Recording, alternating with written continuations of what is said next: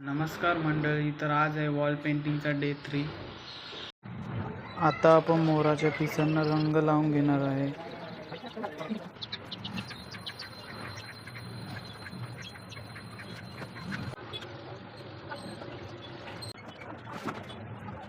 त्यानंतर गाईला आउटलाईन करून घेणार आहे.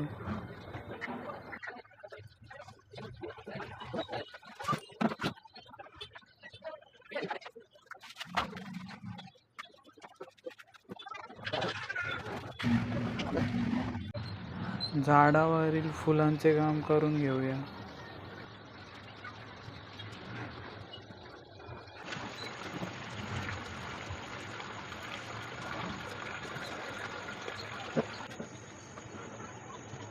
तर हा आहे आपल्या पेंटिंगचा फायनल लुक.